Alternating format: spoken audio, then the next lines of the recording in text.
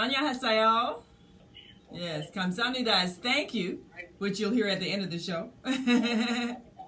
And we just came from a stadium of 50,000 people who were part of a tremendous ceremony. So, of course, we will be putting that on our YouTube channel, The Media Connection, but we'll also be posting it on our Facebook page and on the Female Solution Facebook page. We want to share with you the magnificence of this event. And in addition to the 50,000 in the stadium here in Korea, another 200,000 people around the world were participating, and they had a big screen in the stadium where they brought in people from the many cities from across the world who were also gathering to participate in this global peace conference. And they all were in one accord when it comes to being committed to the efforts of world peace. And it was just absolutely amazing. So I'm here to share with you some of the insights from that. I have with me a young lady who is living in Chicago right now as a student at UIC, but she was here in Korea as part of the army of volunteers. This just is unbelievable, the amount of people and manpower and woman power that it takes to get this done. So many people that are involved, and each person, each delegate from another country had a personal assistant that helped them, escorted them, took care of their needs. And so we all have been treated like royalty. And I had an opportunity to experience what it's like to be a dignitary during this trip, escorted in, the cars that picked us up and escorted us to the event and came back, and we were just greeted like superstars. I mean, the streets were lined with people cheering as we drove past. So you'll see all that on my Facebook page. You'll see all of the glorious welcome that we received. There was a big parade coming into the stadium, people cheering, and then you had, and I don't know if you've ever seen, when you have groups of people and they have placards or pieces of cloth or whatever is of different colors, and then they make different words based on how they hold up their particular color. Well, they had that very coordinated, and so many different designs that were formed by this group of people that were on the center of the field in the stadium. And I understand they've been practicing this for 6 months. This is what Anna tells me, and our guest, Anna Jones, she has just been amazing, and I thank you so much. Because I always have to have people that keep up with my things. So she and another gentleman, they were assisting me and making sure I ate and, had meals and got to places on time and all of that. So that was just perfect. But this really has been impressive. And if anybody had any doubts that the people who are changing the world and making it a place of peace, if they had any doubt, this would remove all doubt that we are on the winning side. Regardless of what you hear in the news and what you read in the papers, we're on the winning side. The world is changing. The energy has shifted toward peace, and this old way of life is on its way out. So we can be comforted in knowing that we are going to have that heaven on earth. So that's what HWPL stands for: Heavenly Culture, World Peace, Restoration of Light, and that's what we're creating. We're on the winning side. I love that. Yes. I love the energy. Just hearing that. Yes. So Anna Jones, she's your personal assistant? Yeah, she has been. And matter of fact, there's a particular name for what you do. Tell us what that is. I think it's called the. I think they worded it as protocol. The protocol. Yes, that's right. So she's the protocol, the person who, kind of organizes what you do so that you get to where you have to go and make sure you know what's going on. Gave me the itinerary for the day and so forth, and arrange things. So each each delegate has their own protocol. So that means there had to have been, 100,000 volunteers for this. Mostly they're college students, but they choose to give their time for this effort. And this really, and they had now last year I was participating in the event, and when we marched into the stadium last year, they gave us balloons, helium-filled balloons that said peace. This year, the balloons were shaped like doves, and in addition to having the balloon, we had a child that came and gave it to us, and then we held the hand of the child as we walked into the stadium. So that was kind of a new symbolic twist. We're bringing in the future of peace. So that was kind of impressive. Yeah. So yes, we'll be showing all of that as well. So, and Anna, maybe you can tell us a bit about how you got involved with this and how you got to be a protocol, and what kind of training you had to do to do all this. But did you'd have to apply or something? Was it like you had to sign up and then they interview you? How did that happen? So as a student attending UIC, I had an opportunity to check out all kinds of student organizations and things like that. And as I was telling Dr. Latif earlier, that a lot of the organizations that I could have applied for was really more about my personal career development and also to achieve my personal goals for my personal life. But when I came across HWPL, I kind of saw something that was a lot bigger than just myself, but it was a hope and a love for the humanity of overall. So I thought I wanted to be involved in it. So this is actually my second time participating and actually my first time helping out as a protocol. So how it happened was that, I learned of the activities that they had planned out for this year, and I carved out a time in my schedule in the fall because I knew that this was going to be the 4th commemoration of the Warp Summit. And so I thought I signed up earlier this year that I wanted to sign up to do something.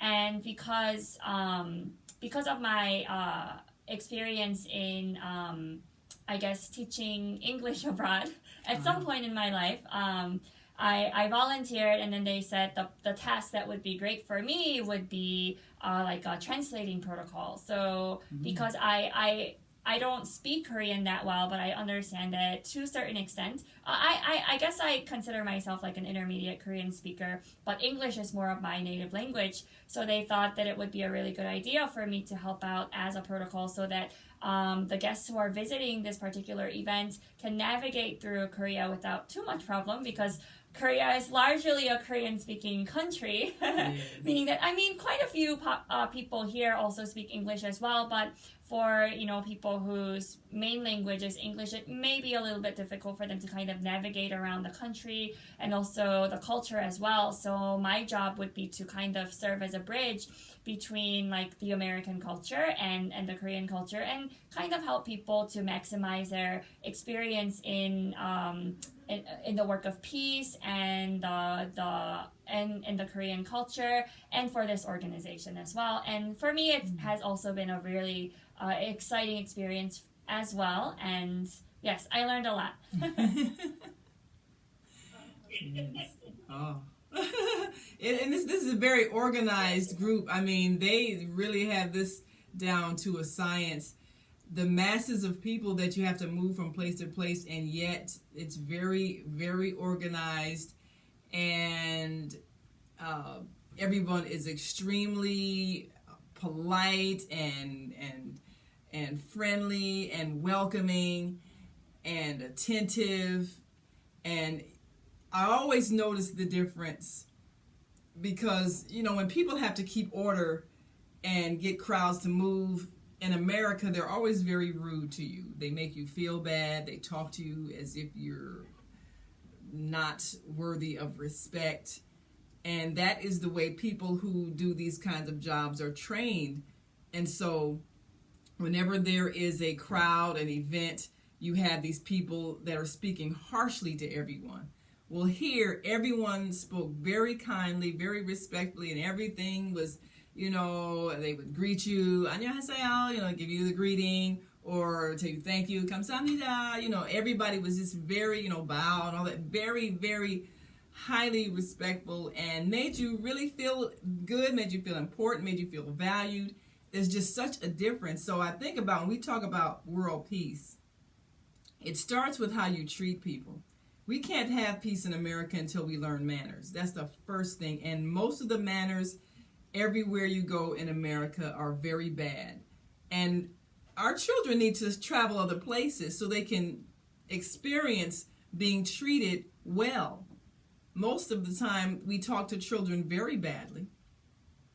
And as a result, when they grow up, they talk to others very badly. They don't have respect for elders. So I noticed the difference even with the children that escorted us in, and that was really cute. But, and then after they gave us the balloon and they held our hand, we walked into the stadium and everybody cheered. And then, when they all got ready to leave, they all stopped and bowed and left. And I thought, if we're going to teach American children respect for elders, we have to respect them first. We have to demonstrate respect. The way we talk to each other is so harsh. And that's the first thing I think that has to change if we're going to create a society of peace and we're going to change the atmosphere in America. And I'm really hoping that, when I post the videos that you get a feel for the atmosphere here, the love, the kindness, the compassion, the camaraderie, the sense of oneness. And it was very impressive, and I could tell that all of the protocols, all the people who worked, they really believe in the philosophy that the chairman Man-Hee Lee has put forth with HWPL, and then they're living it. So that's what I hope to bring back to Chicago and America, is the attitude of love and respect that we need to have for each other. Well, you were sharing with us about your protocol, Anna. You said it's 6 months training. This is what you're speaking about, congeniality and manners and all this. Was something that was emphasized, or how did they train for that? What was that part of the training? And, was it really important? Was she able to hear me? Yes, hear you wonderful. Yes, loud and clear. So the 6 months. Anna, how much? I apologize. No. Sorry. How much of your training was emphasized on congeniality and hospitality and treating people? Was that something very important session in your training? So for me, there was not much additional training because for me, my role is to provide guidance for people who are coming. So basically, it stems off of having that professional mindset on my part. So because, a lot of college students who volunteer for protocoling are already in that mode already. Because, in college, what we learn to do is to understand what it is for us to be more professional so that we can develop our career. So that kind of is part of the college training. So we didn't really receive as protocol too much of an additional training besides what we already learned in college, but we kind of built on from that mindset what else that we need to do to help serve the guests a little bit better. So a little bit of Korean manner and how they do things here. I learn from just time to time, maybe once a week or something like that for about 2 or 3 weeks before the event. However, the 6 months comes in for the performance team, actually, which are also made of college and high school, even high school students, I think, as well. And that was the 6 month of training period for the acrobatics and also the singing and then the dancing and coordination, because a lot of the performance that was shown today was more like a choreographed and also synchronized choreography. So that usually takes a lot more than 6 months, but they were able to accomplish everything in 6 months. Oh, wow. I just want to remind our listeners on Blog Talk Radio, because we have a number of people that have come in. Welcome to the Female Solution. And right now, we are speaking with our executive officer, Naimah Latif, and her protocols. They are in Korea. And so she is giving us some information and some briefings on what is happening there with the HWPL and their efforts to bring peace, global peace, and you experienced something today in the midst of a stadium of 50,000 people and an audience of over 200,000 worldwide. Yes. So excited. What about this energy? Oh, yes. It was awesome. It was absolutely awesome. And Anna speaks of the choreographed performances, and I'll be posting some of those. I mean, this is the best Super Bowl halftime show times 10. I mean, you will just be amazed at the performances.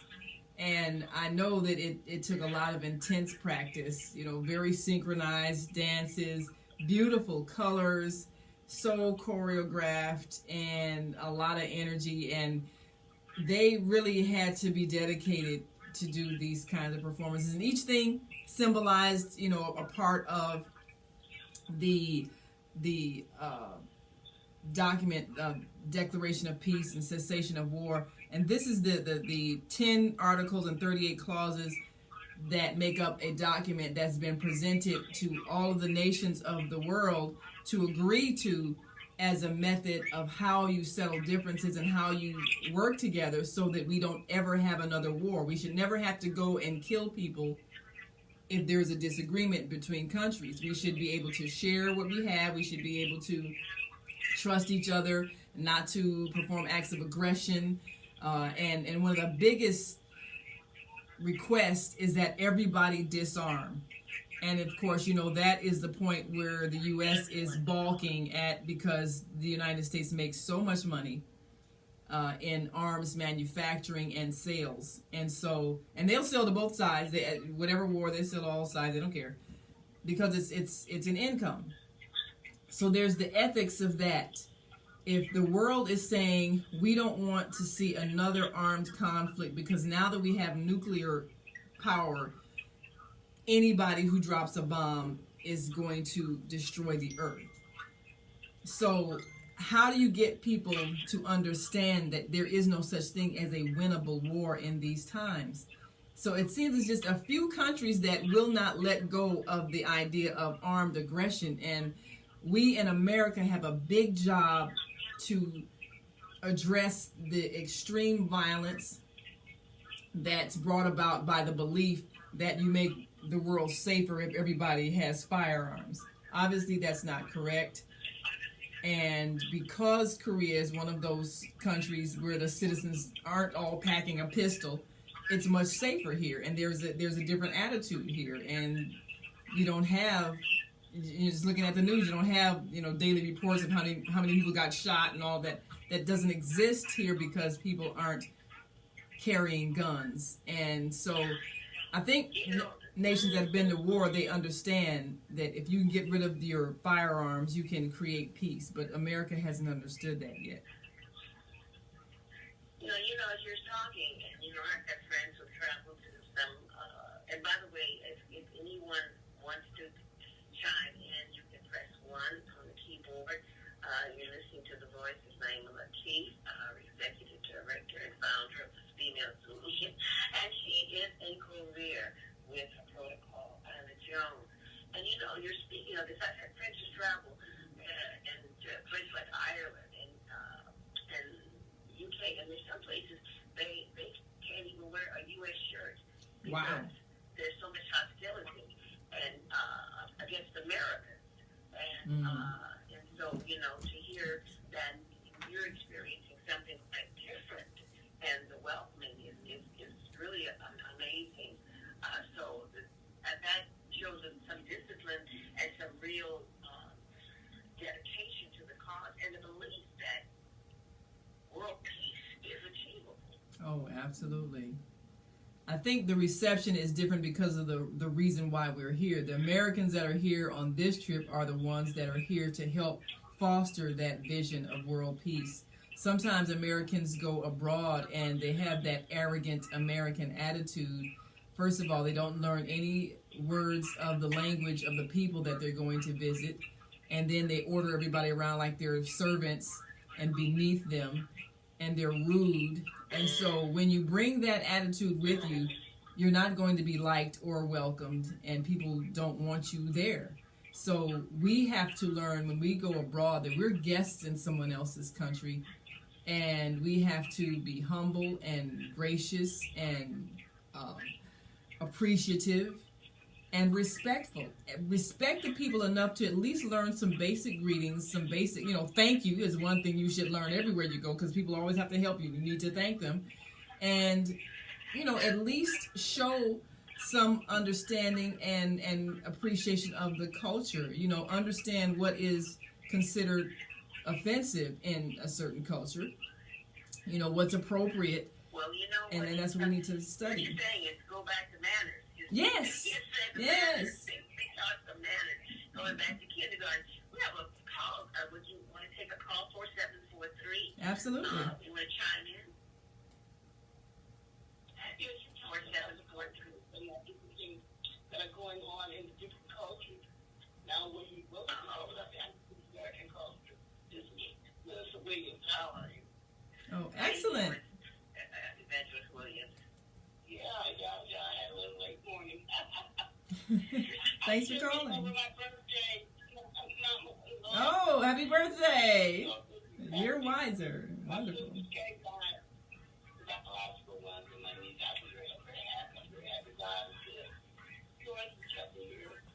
And I feel beautiful with you and Naimah and all the other ladies, the women that I have met. Thank you all my sisters. I love you all. But now when we become not the best culture, and the things that may not be the best in culture, just repeat that for me, please. Manners. We have not emphasized good manners and good treatment of other people. We have not demonstrated that to our children. And this is what we have to change, especially as our children travel abroad. They're going to be expected to know how to behave, and when they don't, that's a negative reflection on the family that they came from. So if you're in your household and you're cursing out your spouse and your child is watching, that's what you're teaching them. And really in my family, people raise their children to take nature, courtesy, manners. Yes. So that's what I think is one of the first steps. Well, I was just saying that's one of the first steps when we talk about peace. That's one of the first steps is to change the language and the tone in which we speak to each other. And that means everybody, even public servants. I was speaking of how, the protocols for this event, everyone was just so wonderful, so polite, so kind. Even the people who had to usher us into where we had to go, nobody was saying, get over here, sit down. No meanness at all. Everything was very, very warm, very polite, very mannerable. And we know that whenever we are someplace in America and there are people who do crowd control, they're always extremely rude. And they think that's what they have to do. So we have to retrain them. And then, of course, this the whole policing system, that's outrageous. You have a army of bullies out on the street that terrorizing people. And that has to change. We can't keep allowing that and thinking it's normal behavior to treat people rudely all the time. It isn't. So this is what we have to transform if we want to start peace. Yes. What people are attracted to this? Are these just religious people? What are they, politicians? They're taught. Like the Filipino people that I've come in contact with my health policy. Let me tell you something. You guys can put this on the down low. I told my people to Filipino. I invited him to birthday celebration. Let me say, you have two little boys, beautiful things. Do you know that man gave me a $25 credit? And that's nothing hard.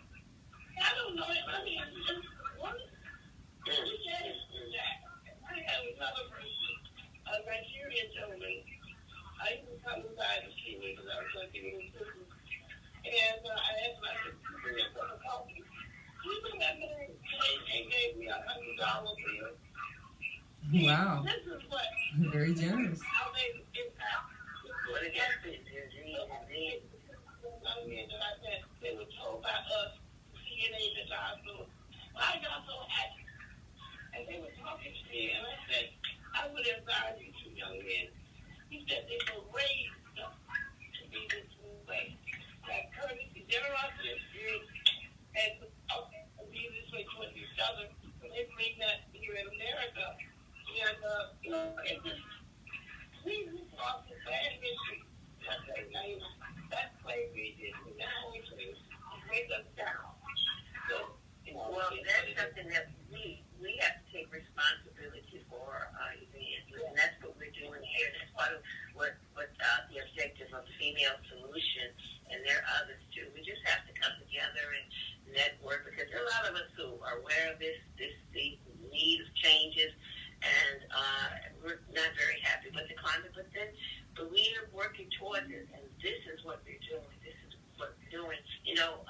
Naimah, do you want me to have a commercial now? Are you guys going to be here for us afterwards, or how do you want me to do that? Well, Anna, how do you feel? Do you have maybe another 25 minutes you can spend with us, or do you have to go? I can be here. Okay, all right. Well, you can take a break, and then we'll be here when you come back. We can go to the 8 o'clock hour. Okay. Okie dokie. Now, this is my first on here, so let me see if I can walk down these apps this morning. Good morning. This is, not Grand Rising. Black Radio family. I am the newbie. I will be the newbie for a little while, but eventually I will have myself intact just like everyone else. So right now, we're going to go into commercials, and we'll be back. We have a number of callers that are on here at 8 o'clock. We will be having Ramsey and Elizabeth Gerald coming in, and we're going to be discussing a little bit more about Korea, and then we're going to get into our subject for signs of suicide, and we're going to be gatekeepers. I'm going to tell you something about gatekeepers. But right now,